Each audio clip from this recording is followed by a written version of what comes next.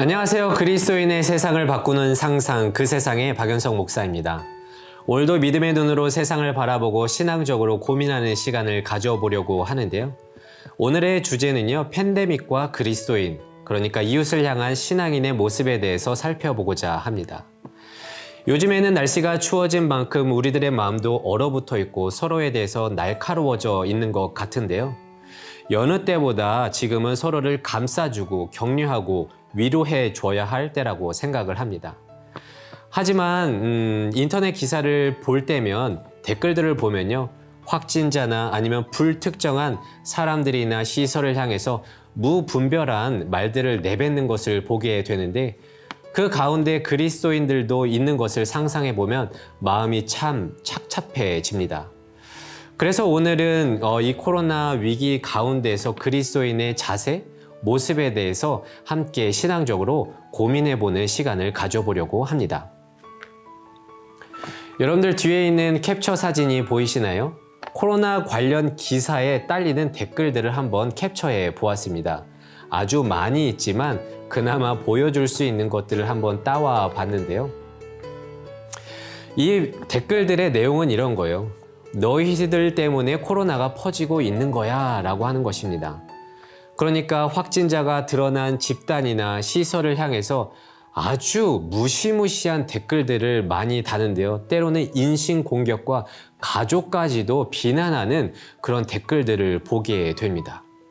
물론 댓글들 가운데는요, 지금 사회를 걱정하는 이야기들도 있지만 대부분 그 댓글들을 읽어보면 무엇인가 나의 감정을 그냥 쏟아붓고자 하는 그런 모습이 비춰지게 되어서 참 걱정이 많이 되기도 합니다. 그러니까 이런 사회적 분위기 가운데 속에서 혹시 확진이라도 되기라도 한다면 병에 걸린 것도 참 안타까운 일인데 주위 사람들의 시선이나 눈촉 때문에 2차적인 피해를 받지 않을까 걱정이 됩니다. 그런데 여러분, 교회도 예외는 아니죠. 교회가 교회를, 성도가 성도를 비난하는 일도 잦아졌습니다. 그러니까 이런 거예요. 지금도 이런 상황에서 교회 나가는 게 말이 돼? 라고 하면서 이런 사회적 대세 가운데에서 개인적 신앙적 선택도 참 하기 어려운 시대를 살고 있다는 것이죠. 그래서 이 사회적 분위기에 편승하지 않으면 대역 죄인이라도 된 것처럼 성도가 성도를 비난하는 일도 잦아졌습니다. 그런데 왜 이런 일이 지금 일어나고 있는 것일까? 이렇게 서로가 예민해져 있는 이유를요, 저는 안전에 대한 모호함 때문이다, 이렇게 생각을 합니다. 예전에는요, 노래방이나 아니면 경기장, 집단시설, 그리고 클럽, 그리고 PC방 등이 위험하다라고 이렇게 이야기들을 많이 했잖아요. 그런데 코로나가 장기화된 이 시점에서는요, 특정 어디가 위험하다고 하는 그런 수준은 이미 지나쳤습니다. 예를 들어 최근에는요, 무증상자에 의해서 감염 사례가 증가하고 있다고 하는데요. 언제, 어디서, 어떻게 걸렸는지 지금은 구별할 수 있는 상황이 아니라는 것이죠. 그래서 여기서 우리의 고민이 시작됩니다. 이런 상황 가운데서 믿음을 가진 그리스도인이라면 어떠한 모습과 자세로 살아가야 할까? 지금은요, 코로나가 장기화된 상황 가운데서 모두의 마음들이 얼어붙어 있고 무슨 이렇게 감정이 들끓는 가운데에서 쏟아내고 싶은 분위기는 이해는 가지만 믿는 자로서는 조금 이 세상과 구별된 마음과 자세로 이웃을 대해야 되지 않을까, 이렇게 생각합니다. 그래서 저는 여러분들에게 연대라는 단어를 소개하고 싶은데요. 이 연대라는 단어를 머릿속에 넣어놓고 함께 고민해 보도록 하겠습니다. 여러분, 독일의 유명한 사회학자 울리 백은 자신의 저서 위험 사회에서 이런 말을 기록했습니다. 스모그는 민주적이다. 이 말의 뜻은 무엇이냐면요, 무분별한 발전으로 인해서 인위적인 재난들이 일어나게 되는데, 예를 들어서 환경 오염이라든지 체르노빌이나 아니면 일본의 대지진 때문에 일어난 방사능 사건들은 다 인위적인 것이잖아요. 그런 발전으로 말미암은 재난들은 누구에게나 평등하게 다가온다는 것입니다. 그러니까 이 스모그는 환경 오염인데요. 남녀노소, 빈부격차를 막론하고 위험한 거죠. 누구에게나 위험한 거죠. 평등하게 위험하다는 것입니다. 그래서 이 울리백의 주장에 따라서 이렇게 표현할 수도 있겠습니다. 코로나도 민주적이다. 코로나도 누구에게나 위험하게 평등하게 다가온다는 것이죠. 그런데 감히 제가 울리백의 주장에 조금 반하게 이야기를 한다면 재난의 위험은 민주적이지 않다 이렇게 표현하고 싶습니다. 여러분, 물론 재난은 누구에게나 평등하게 두렵게 다가옵니다. 하지만 그 재난에 대한 위험은 사람들마다 다르게 피할 수 있다는 것입니다. 저는 이것을 취약성이라고 표현하고 싶은데요. 예를 들어서 신체적인 건강함이나 경제적인 여유에 따라서 이 재난의 위험을 민주적이지 않게 피할 수 있다는 거죠. 예를 들어서 우리 한국에서는요, 포항과 경주에 지진이 일어났습니다. 많은 부상자들이 있었는데요. 그 가운데 장애인들이 있었거든요. 그 장애인들을 인터뷰했는데 그들이 이렇게 말했습니다. 우리는 피할 수가 없었다. 그냥 포기했다는 거예요. 그 자리에 있었다는 거예요. 그러니까 이 재난에 대해서 이 취약계층은 재난의 위험 수준이 높아져 있다는 것이죠. 그렇다면 이 코로나 시기 가운데서도 구조적으로 취약한 계층들이 있겠죠. 여러분, 한 청년이요, 회사에 출근하다가 지하철에 있는 전광판에 광고하는 것을 캡처해서 보내줬는데요. 잘 보이실지 모르겠네요. 어떻게 쓰여져 있냐면 철저한 방역으로 전파 감염 사례가 0명이다 이렇게 표현을 하고 있는 것입니다. 그런데 여러분, 조금 의아하지 않습니까? 저는 예전부터 의아했거든요. 이 가운데서 제일 위험한 곳이 어딜까라고 생각했었을 때에는 산밀, 그러니까 밀폐, 밀집, 밀접, 이것을 피하라고 하는데 그것의 최고 집합 장소가 어딜까라고 생각했을 때 저는 대중교통이라고 생각했거든요. 그런데 생각해 보세요. 확진자가 걸린 그 장소로 몇 호선이다, 아니면 몇 번 버스다, 어느 회사의 택시다 이렇게 전달받은 적은 없죠. 그래서 알아보니까 그렇게 왜 대중교통은 제외되어 있냐고 보니까 그렇게 알리는 것이 실익이 적고 그리고 불안감을 높일 수 있어서 제외되었다고 말을 하고 있습니다. 그런데 생각해 보면요, 이 전염병이라는 것은 현대적인 재난인데요. 대중교통이 발달하고 길이 잘 닦여 있음으로 말미암아 오히려 전염병이 더 잘 퍼진다고 이렇게 학자들은 말하고 있는데 당연히 대중교통이 훨씬 위험하겠죠. 그래서 전 질병관리본부장 정지석 씨는요, 최소한 확진자의 증언을 통해서 어느 역에서 탔고 몇째 칸에서 탔는지 그것을 공개해야 한다고 이렇게 주장을 하고 있습니다. 산밀, 정말 위험한 곳이라는 것을 알려야 된다는 것이겠죠? 그리고 고대 구로병원 김우주 교수님은 이렇게 말을 했습니다. 최소한 확진자가 대중교통을 이용한 시간과 장소를 공개해야 된다는 것이에요. 왜냐하면 사람들이 그 확진자가 일어난 장소, 예를 들어서 광복절 집회라고 한다면 나는 광화문에 없었기 때문에 그 확진자와 연결고리가 없어서 안도를 한다는 것이죠. 그렇지만 실제로 다른 장소에 있었지만 같은 대중교통을 이용했을지 그 누가 확신하겠느냐. 그렇게 잘못된 안도감으로 말미암아 지금 확진자가 늘어나고 있는 것 아닌가라는 우려의 목소리를 표현했습니다. 그렇다면 다시 돌아와서 대중교통을 누가 이용할까요? 부득불 대중교통을 이용할 수밖에 없는 사람들이 있지 않겠습니까?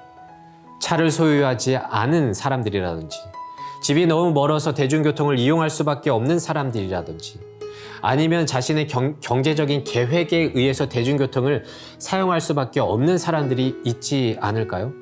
저는 이런 사람들을 보통 사람들이라고 표현하고 싶습니다. 당연히 너무 위험해서 뭐 어디를 이용할 때 자차가 있다면야 당연히 이용하겠죠. 그런데 그렇지 않은 사람들이 훨씬 많다는 겁니다. 그런데 지금 가운데에서 누가 누구를 쉽게 비난하겠습니까? 대다수가 보통 사람 아니겠습니까? 비난한다고 해서 이 문제가 해결되겠습니까? 그렇지 않다는 것이죠. 프랑스의 철학자이자 사회학자 르네 지라르는요, 자신의 저서 희생양에서 희생양 이론을 주장하게 되는데요. 스케이프고트, 이 희생양 이론은요, 성경의 구약 레위기에서 처음 나타나게 되는데요.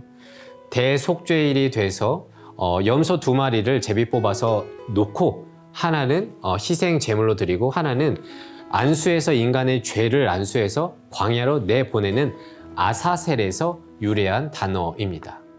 이것이 현대적으로 와서 적용이 되면 이렇게 되는 거예요. 사회의 집단의 공동체에 분노를 잠식시키기 위해서 한 약자를 선택하고 그에게 지금의 모든 문제들을 책임을 지어놓고 공동체를 안정시키는 데 사용한다는 것이죠. 그러니까 소위 마녀사냥, 공공의 적을 만드는 사회적인 어떠한 정치적 현상을 희생양 이론으로 표현하고 있습니다. 그런데 예를 들면 이 코로나 사회에서 적용해 보면 이런 거예요. 너희들 어떤 특정한 사람들 때문에 이렇게 퍼져나간 거야. 이 집단 때문에 이런 거야. 어느 특정한 희생양의 모든 감정을 쏟아붓게 해서 나의 그 분노를 잠식시키고 안정시키는 데 사용하고 있다는 것이죠. 지금도 만연히 그런 모습들이 보여지고 있다는 것입니다. 그런데요, 예수님은요, 그런 인간의 나쁜 본성, 희생양을 만들어서 사람들의 마음을 얼어붙게 하고 예민하게 만드는 것을 제동을 걸고 싶어 하셨고 실제로 그런 모습을 보여주셨습니다. 그것이 요한복음 8장의 가늠한 여인 에피소드에서 드러나게 되는데요. 더 이상의 희생양을 만들지 않을 것을 예수님이 직접 보여주게 됩니다. 바리새인들이요, 예수님을 시험하기 위해서 가늠한 여인을 현장에서 잡아와 많은 사람들 앞에서 그녀를 예수님 앞에 놓습니다. 그리고 율법에 의하면 가늠한 여인이기 때문에 돌로 쳐 죽여야 한다는 것이죠. 그런데 그 가운데서 예수님은 어떻게 행동하셨죠? 그 모든 구경꾼들을 향해서 이렇게 말을 했습니다. 여기서 죄 없는 자가 먼저 돌로 치라. 그랬더니 많은 사람들이 돌로 치지 않았고 한두 명씩 자기의 각자의 곳으로 돌아가게 되었죠. 그 한마디로 말미암아 잡힌 자나 잡히지 않은 자나 모두를 살려내는 그런 아주 극적인 모습을 연출하였습니다. 많은 사람들이 이렇게 생각했을 거예요. 나도 저 자리에 갈 수가 있는데 그때 되면 사람들이 나를 돌로 쳐 죽이겠구나.